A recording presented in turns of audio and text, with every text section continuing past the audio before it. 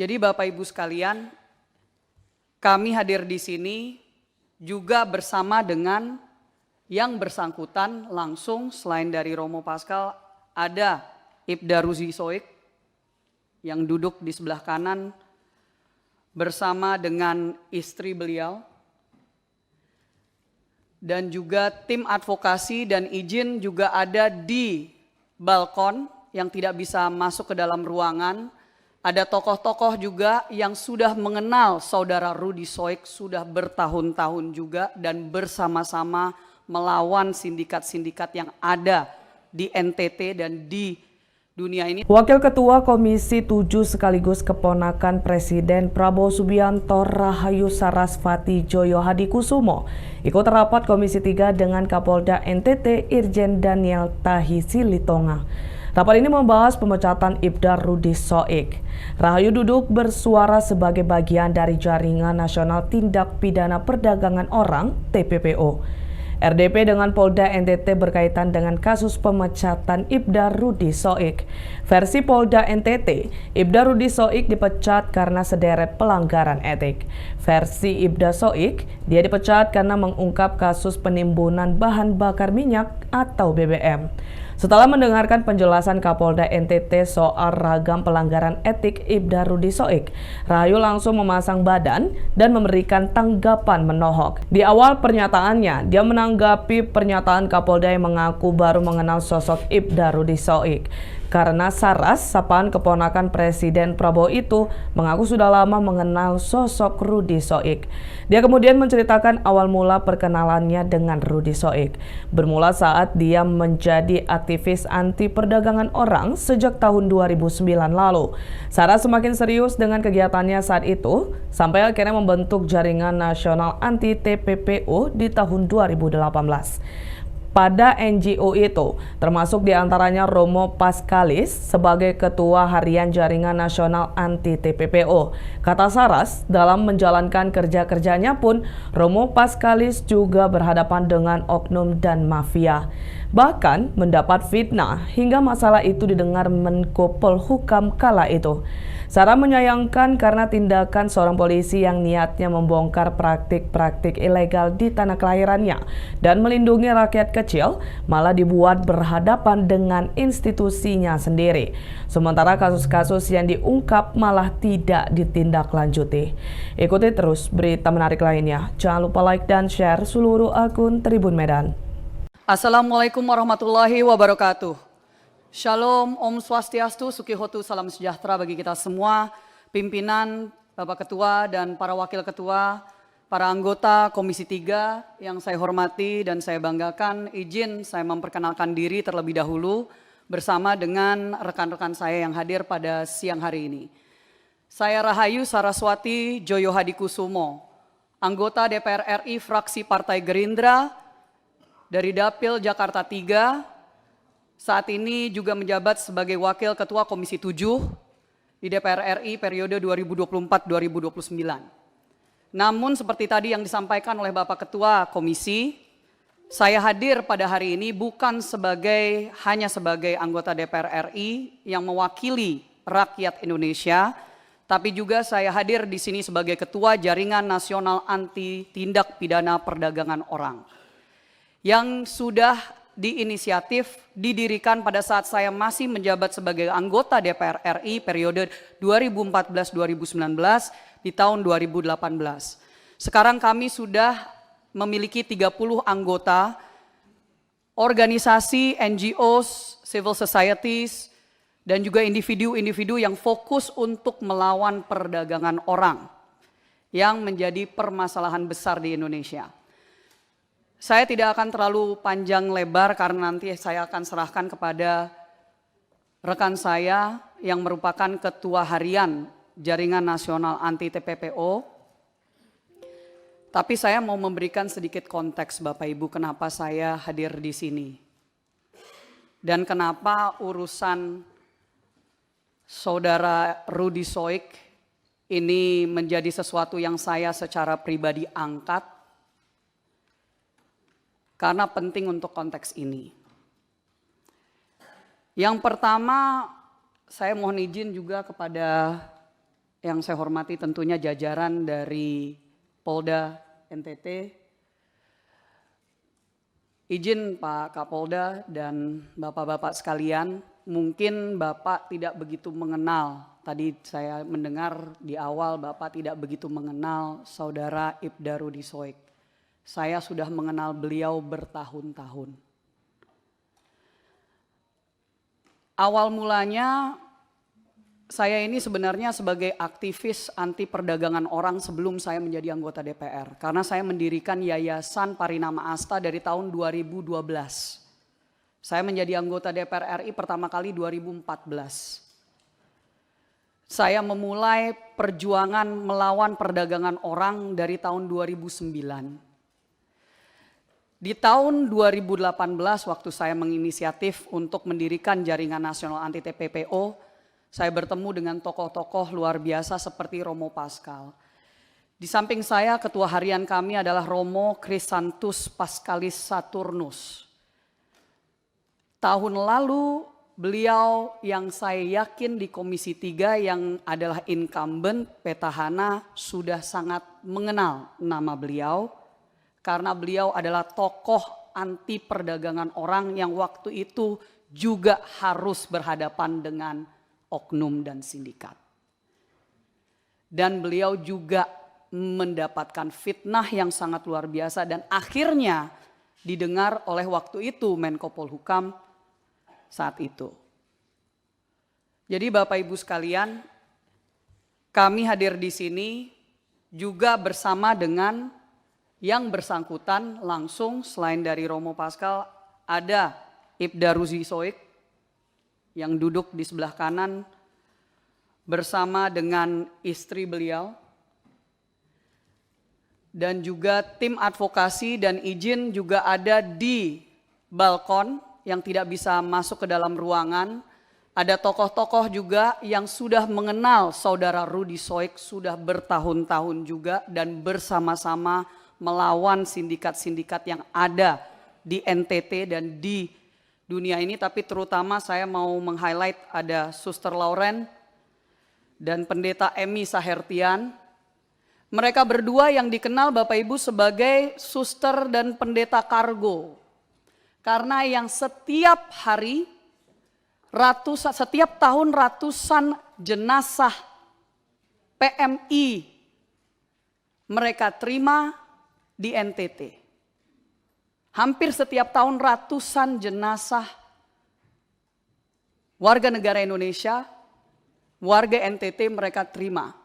Dan mereka juga hadir di sini untuk memberikan kesaksian jika kapanpun Bapak Ibu memerlukan sebagai tokoh-tokoh yang memang dihormati dan sudah sangat mengenal dengan Saudara Rudi Soik.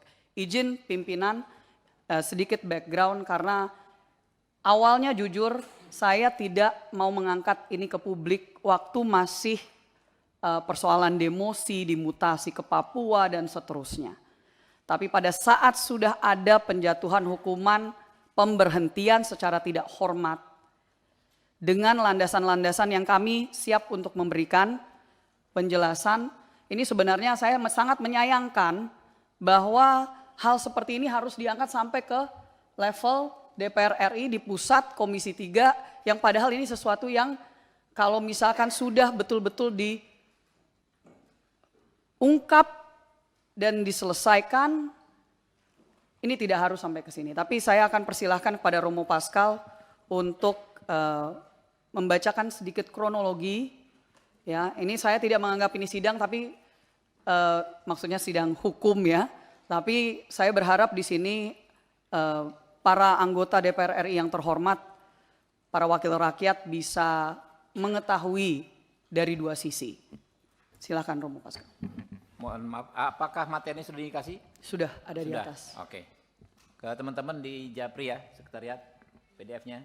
Oke. Dan print out-nya juga diberikan. Silakan. Jadi maksud saya Romo Pascal highlight aja yang terpenting. Oke. Silakan Romo. Baik, terima kasih pimpinan, Bapak Ibu semua yang kami hormati, Dewan yang kami muliakan, Bapak Kapolda yang terkasih dan juga semua anggota Polri yang ada di sini, Ibu Saraswati yang juga kami hormati, ketua kami, izin kami menyampaikan kronologi penanganan penyelidikan kelangkaan dan niaga BBM subsidi yang berakhir dengan pemecatan Ibda Rudi Soik dari Dinas Polisi Republik Indonesia. Ya, kami izin menyampaikan kronologi yang kami dengar dari Saudara Rudi Soik sendiri terkait dengan kasus ini, dan mungkin ini bisa sedikit bercerita dari versinya Bang Rudi, dan mungkin bisa juga menjawab beberapa hal yang mungkin tadi disampaikan oleh Bapak Kapolda. Nah, kronologi ini dimulai dari tanggal 15 Juni 2024 ketika pada saat itu Saudara Ibda Rudi Soik bersama dengan AKP Yohanes Wardi, Kasat Serser Polresta Kupang Kota, menghadap Kapolresta Kota Kupang, Kombes Pol Adinan Manurung, dan menyampaikan informasi terkait kelangkaan minyak subsidi jenis solar untuk nelayan Nusa Tenggara Timur. Nah, waktu itu Kapolres Kota Kupang mengeluarkan sprint, nomor sprintnya tercatat di situ, dan kemudian memerintahkan untuk mencari tahu dan mengumpulkan bahan keterangan yang sesuai dengan tujuan penyelidikan dimaksud. Itu kita punya juga bukti surat sprint itu. Nah, kemudian dari tanggal 15 Juni, lalu berlanjut ke tanggal 22 Juni 2024. Waktu itu sekitar pukul 16, Saudara Rudi Soik, menurut pengakuan beliau, didatangi di rumahnya oleh oknum aparat bernama Ida Ikram, anggota kriminal khusus Kepolisian Daerah Nusa Tenggara Timur, Krimsus Polda NTT, yang berdinas pada Subdit 4 yang menangani kejahatan BBM, dan beliau menyampaikan dalam percakapan kepada Bang Rudi, Saudara Rudi waktu itu, jika Abang mengungkap kelangkaan bahan bakar minyak BBM di Kota Kupang, maka akan berdampak kepada Krimsus Polda NTT. Lalu sekira pukul 18 WITA, Saudara Rudi Soik bersama dengan AKP Yohanes Wardi menghadap Kapolresta Kombes Pol Adinan Manurung di Bandara Udara El Tari Kupang dan menyampaikan informasi terkait kedatangan anggota tadi, dan oleh Kapolresta menyampaikan kepada Saudara Rudi bahwa Saudara Rudi tindak lanjuti penyelidikan, jika Direktur di Krimsus menghubungi, itu urusan saya untuk menjelaskan, kamu tegak lurus. Nah, oleh karena itu kemudian pada kurang lebih 52 menit kemudian, Saudara Rudi Soik memberikan perintah kepada jajaran Jatantras Polres Kupang Kota dalam grup WA dengan kata, Kapolresta perintahkan untuk ratakan BBM ilegal dalam kota Kupang. Nah, lanjut tanggal 24 Juni 2024, lalu ada sprint tugas diajukan karena ada beberapa personel yang mutasi, tadi Polda juga sempat menyinggung itu. Lalu sekitar jam 21.22 WITA, Saudara Rudi Soik memberikan perintah lewat WA grup Jatantras. Ini ada semua, screenshotnya semua kita siapkan, yang mana dalam surat menegaskan bahwa nama-nama dalam surat perintah tugas itu untuk esok bergerak dengan Saudara Rudi Soik untuk menyikat semua minyak ilegal dimanapun harus ditangkap, siapapun mafianya ditangkap, kurang lebih seperti itu.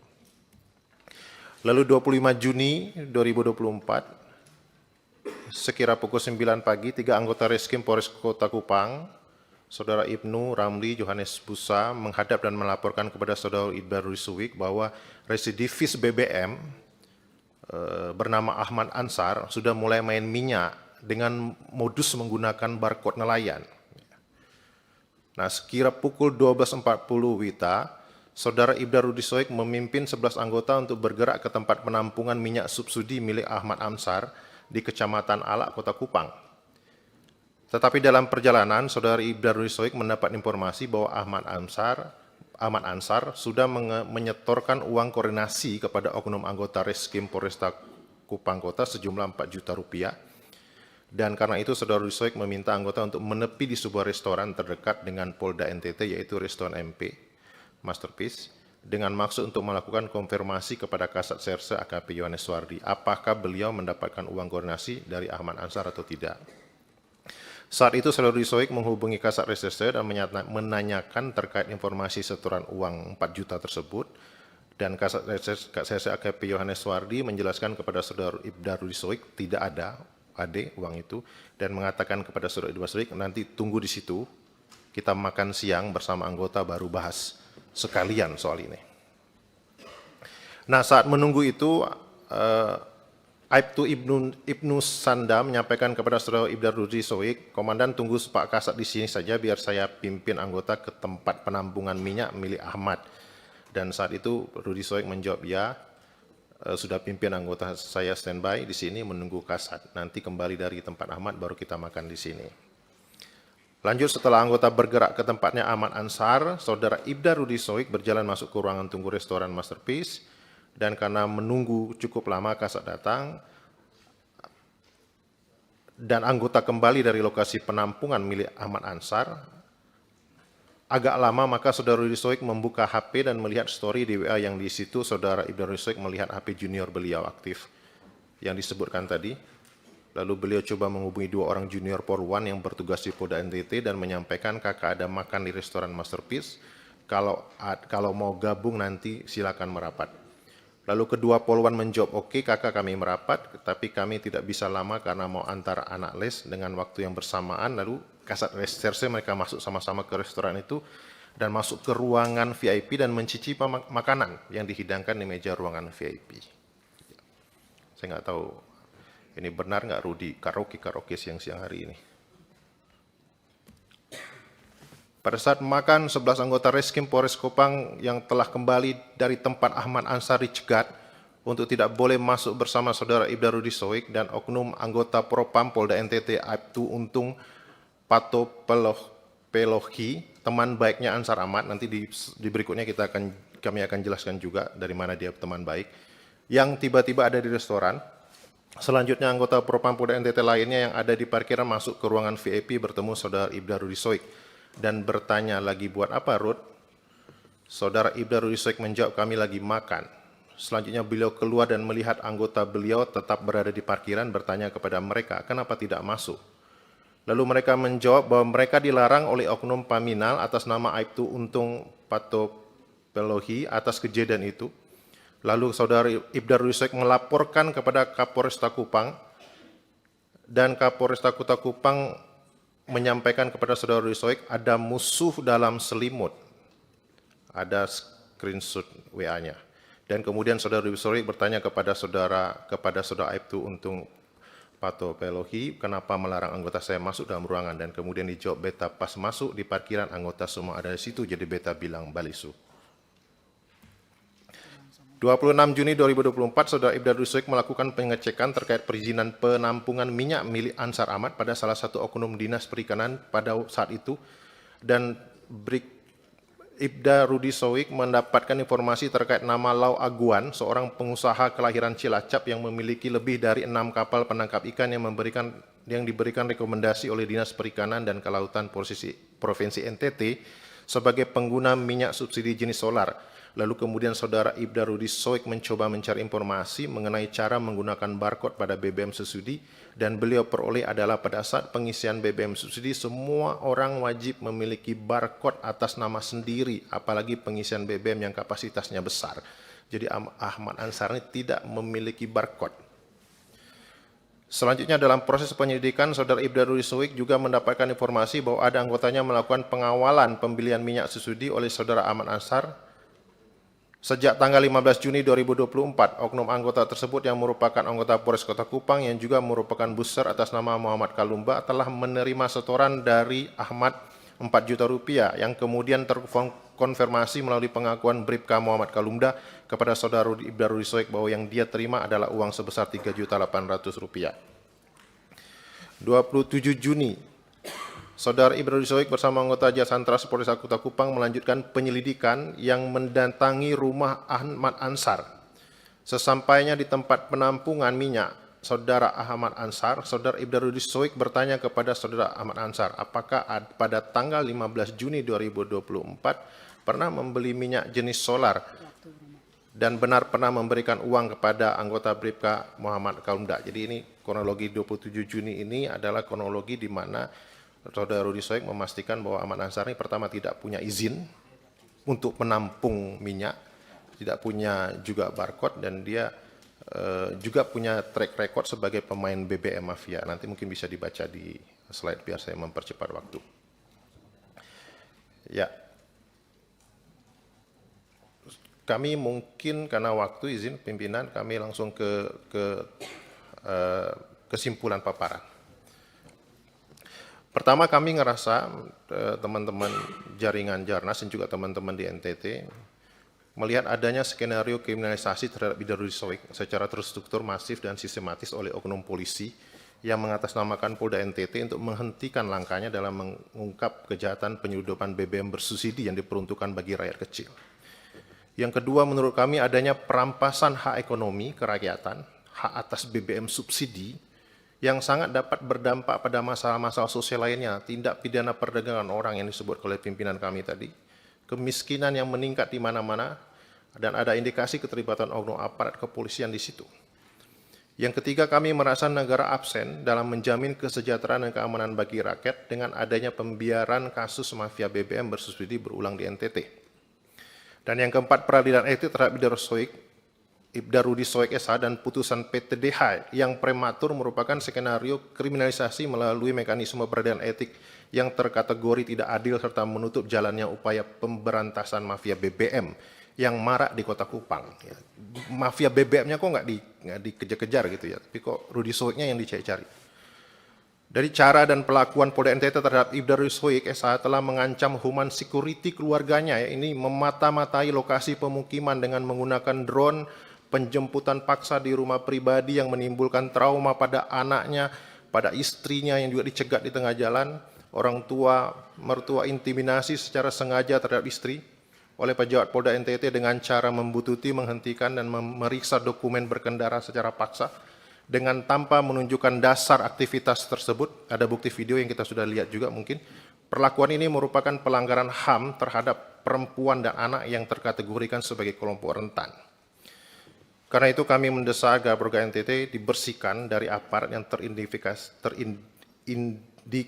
terlibat atau melindungi serta bekerja sama dengan para penimbun atau mafia BBM bersubsidi, yaitu menonaktifkan beberapa pejabat tinggi di lingkup Polda NTT, Kapolda, Dikrimsus, Kabid Propam, dan Kabid Humas yang dengan gegabah telah mengalihkan upaya pemberantasan mafia BBM ke dramatisasi kasus Rudi Soik. Yang berikut, membatalkan putusan Komisi Kode Etik Polda NTT, dan yang terakhir untuk melanjutkan proses penyelidikan dengan dugaan mafia BBM di Kota Kupang, maka terhadap Ibda Rudi Soik SH dan seluruh tim, semua anggotanya yang 11 orang itu, yang dimutasi akibat dari disangkut pautkan dengan kasus polis lain, dipulihkan nama baiknya dan dikembalikan pada posisi semula. Terakhir pimpinan, saya menyayangkan sebagai anggota DPR RI bahwa membutuhkan untuk kita mengangkat satu kasus terhadap satu orang polisi yang kami kenal sudah sangat memperjuangkan nasib masyarakat kecil dan orang banyak, termasuk juga kasus-kasus perdagangan orang yang beliau ikut untuk ungkap di NTT. Saya juga ingin meng-highlight bahwa di sini kami kembali lagi, mari kita fokus bahwa utamanya yang harus dikejar adalah mafia. Adalah mafia BBM, adalah mafia TPPO.